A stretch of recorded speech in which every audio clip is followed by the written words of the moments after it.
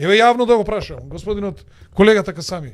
Била Дивоградба крстот. Џамија Дивоградата. Колега, џамијата во Нерези питома градба ли е? Дали дојдовме да ја срушиме, бе? Како не се срамиш од вакви постапки? Дојдовме на отварање на џамијата. Па ние така градиме соживот. Не се гради соживот како ти кидам да го рушам крстот.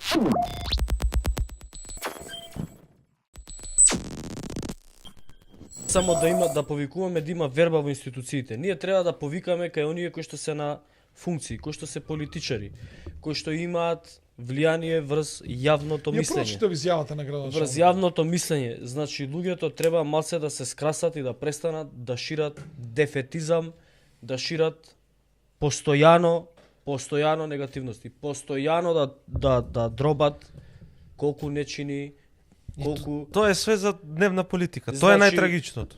вордингот кој што го користи сегашната така наречена опозиција. Дека ќе пропадне државата. Дека ќе се уништи не знам каква државата. Дека ќе снемало македонци. Дека ќе ја снема Македонија. Дека не знам што се нема да се случи. Дека ќе ги бркаат од родните места. Дека Западна Македонија ќе се отцепела и така натаму и така. Тој вординг на оваа така наречена опозиција предизвикува екстремизми и радикализми Така.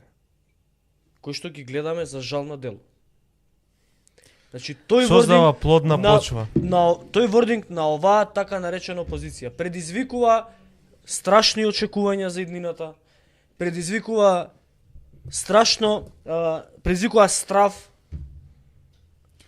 паника, дека ќе им ги снема на луѓето домовите и не знам што и државата и ова. Мечка, И ствара плодна почва за таков екстремизам и радикализам.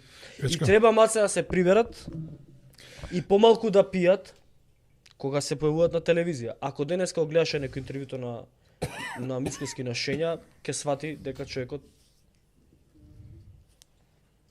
не знам, не сум балононој за тестирање дали пиел или не можам да кажам. Вие повеќе го познавате од мене се. Ја сум се срекал, ама па не ми одел памет тамо дека пие или вие сте го гледале во други да. работи. Луѓе, она омраза, оној радикализам што го шират кон албанците, тоа не е добро. Мора да бидеме објективни. Се шират омраза. Ај сега, он шират и кон мене и кон тебе, кон Да, се, да. се што не е Да, нивно. Ај вака јас да ве прашам.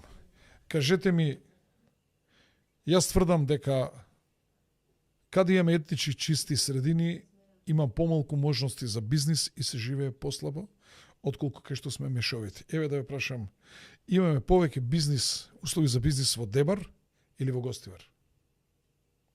Дебар е 99% етнички албански. А Гостивар е скоро 50-50 или нешто повеќе се албанци. Кај има повеќе услови за бизнис? Па Струга е пожив град од Охрид. Така, кај што е мешовито населението. Идеме понатака. Тетово или во Прилеп има повеќе услови за бизнис? Куманово или кој друг град да го споредиме голем? Па Битола да не е рек Битола, колку фабрики имаме таму? Кава да ти е исклучок може би од тоа. Ради тиквеш и ради фени. Ради тие две. Ради инвестиции сега, што ги донесе Кој кој- бизнис го имаме во Делчево? Кој бизнис го имаме во Пекчево? Кој во Крива Паланка? Кој во Кратово? Честно зборам. Луѓе, тамо каде што живееме мешовито, луѓето меѓу себе соработуваат, работат, тргуваат, произведуваат, купуваат, продаваат и ние сме упатени да живееме едни со други. И така е добро. И сме живееле со векови. Мојата бивша баба кажуваше кога она живеела кај Дуќанџик.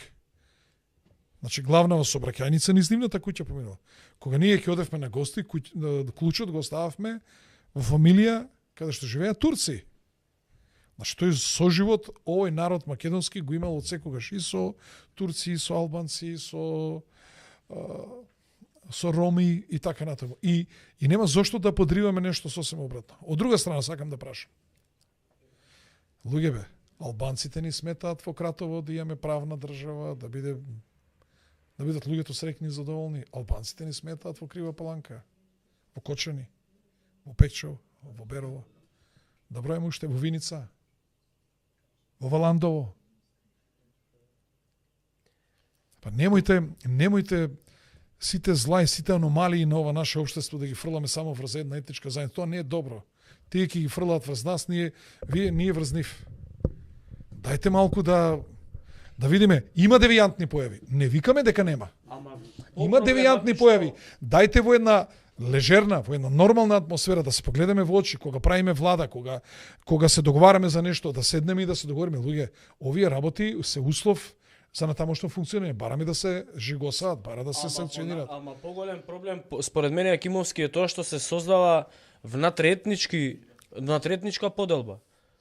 Има девијации. Се радикализира, ама веќе имаме ние радикализација внатре во македонскиот етникум. Пак ќе кажам заради овој вординг и овој наратив кој што го користи така наречената опозиција. Се делат луѓето по... Сакам објективно да разговараме. Ама еве објективно разговараме. За сите аномалии што ги имаме. Еве објективно разговараме. Мечка. Каква е потребата да се фрла, да се создава таква... Извини, Мечка, не може во Чаир да се изгради зграда на 7 или на 8 ката и да се легализира стан по стан, а ти мене да ме влечеш по судови за направени 2 бараки, за кои што имам одлука на совет, за кои што имам пари предвидено во буџет, пари предвидено во програма, предвидено во програма за јавни набавки, не сум издал решение за поставување на времен објект што сам на себе сум требал да го издадам. И ме влечеш по судови толку години. Ама ние за тоа треба да разговараме. Што треба сега? Ја, чекај, баба, гледајте што се прави во Чаир и така. Што не е добро? Ние тие работи треба да ги санкционираме. Тоа треба при влада, министри, во една атмосфера најнормална. Слушај, бараме, мора да функционира правната држава на сите. Ние сите сакаме. Кога ќе функционира правната држава, правилата кои ги знаеме сите, на сите ќе ни биде полесно. Јас имам пријатели албанци што се преселиле да живеат во Карпуш, токму тоа вика да здивнам, сакам, овде сакам ред, сакам поредок, ми е убаво, безбедно ми е детето и така натаму и така натаму. Имам услови да го водам бизнисот овде повеќе во Карпуш него почисти ми се односите, знам што смеам, што не смеам. Значи огромното мнозинство на граѓани без разлика дали се македонци, албанци, роми, си сакаат трети поредок. Тој не е во интерес на сите. И ние мораме така да разговараме. Не може да се разговараме со тоа ќе што обвинуваме едни други. Ај сега ќе ви кажам уште една работа. Кои ќе почнат, немој да давате, не знам, маркици, тој лидерот на опозицијата го има кажувано, да не се даваат маркици за градба на албанци, не знам да се дават градежни дозволи. Абе не е ли тоа срамота? Како ќе се делиме ние по етничка? Тоа истото треба да го каже Билалка сами во Тетово, не давајте на македонци. Ама и го кажува. Тоа води до реално поделба на државата. Чекајте бе луѓе. Нешто од кој што најмногу се плаши Македонија. Чекај бе човече, како може знаме у свој двор да не можеш да се поставиш државно знаме? Кај живееш ти? Па ние околу тоа сите треба да имаме консензус, и македонци и албанци. Каде живееш бе дете ти во свој двор да не можеш да ставиш државно знаме? Идеш ти да му го симнуваш државното знаме во црковен двор. Еве јавно да го прашам, господинот колегата Касами.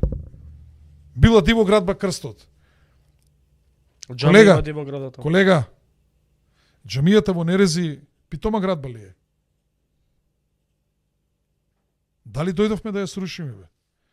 Како не се срамиш од вакви постапки?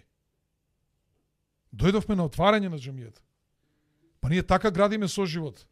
Не се гради соживот како ти кидам да го рушам крстот. Браво. Само да те подсетам, оној што го кршеше крстот на манастирот Дечани, цела фамилија на Косово испоумреа. Дајте немој со такви работи да се занимаваме. Дајте ние треба да придонесуваме до... А замисли градоначалникот да си издал дозвола и за поставување на крстот. Ако нема, ќе издадеме, не е проблем, верски објект е. Ние така треба да разговараме. Кој е овој начин на кој што вие разговарате? И тоа е извини Милош, те прекинувам од преска. Уште една работа само ќе ти кажам. Албанец ми има кажано вака. Градоначалник, откако си стапнал за градоначалник од 2000 година нааму, дете македонче и албанче се нема Степаново Нерези. Та дали не ти е полно срцето, дали тоа не е придобивка за сите нас бе луѓе?